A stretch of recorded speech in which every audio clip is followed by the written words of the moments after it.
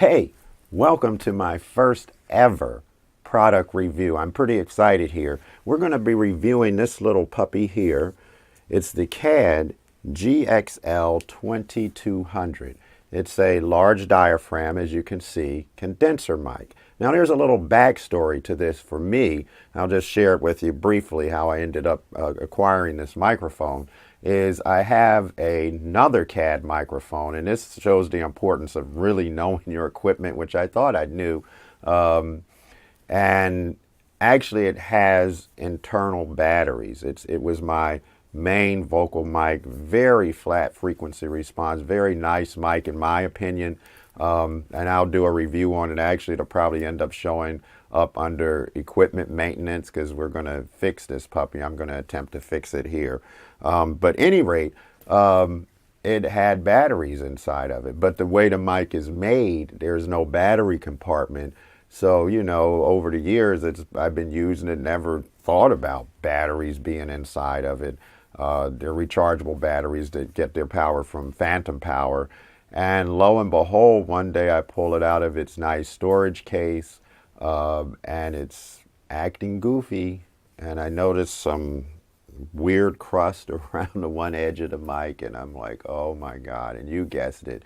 One of the batteries exploded and got onto the circuit board. I don't know if I'm going to have to send it back or not because the circuit board may be affected by it, but I did clean it up with a Dremel tool and so forth. But that's how I ended up looking for another mic in its stead, at least temporarily, to do some vocals on.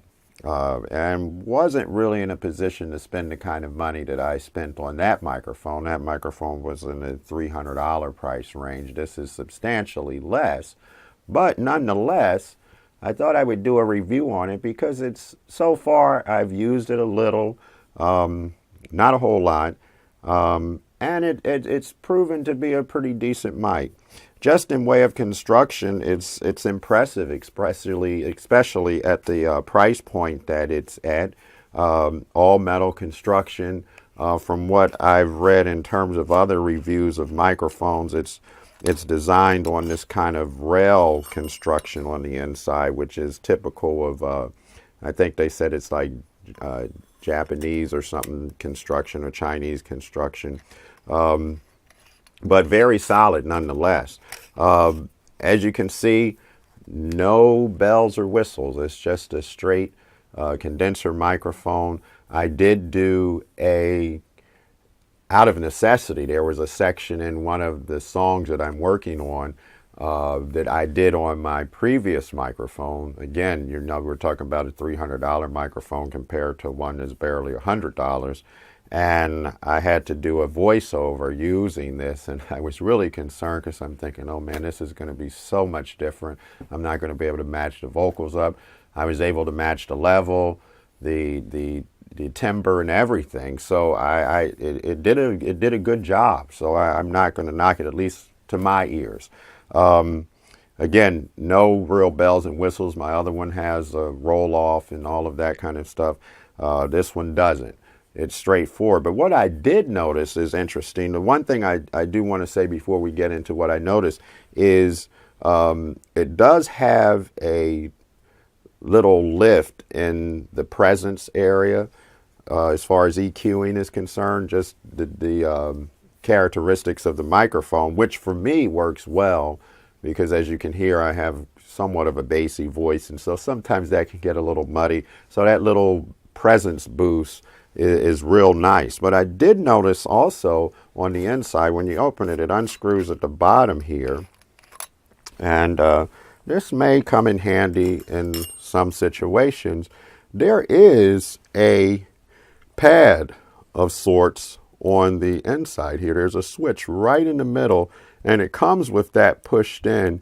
And if you look on the circuit board, it's minus 6 dB at 100 hertz, which is kind of that boominess. It can change the characteristic or balance of the drums and so forth in your track. So it may turn out to be a decent mic for doing some drum overheads. I was actually thinking of maybe purchasing. I'm going to do some tests with this, which I'll probably share with you. or as drum overheads on a live drum recording, and see how it works out, both with it on and off, and probably fool around with it some more. Like I said, I haven't had a lot of experience with it, but so far, would I recommend someone purchasing this mic? I'm impressed with it. I would definitely use it in my arsenal, try it in different situations, because you just never know what it will turn out to be great for. Some of the things it comes with, it comes up with this nice shock mount, as well as a handy storage case. The one drawback about the shock mount is I kind of wish that this had some ratchets or grooves in it so that it would grip better, because sometimes when you tighten it, and the mic has some weight to it, as we expressed, it's all metal, it has a tendency to want to pull down like that. You can see that it doesn't take much to, if I'm just using my finger weight, and you see what I'm talking about. So that's the only real drawback in terms of the whole thing.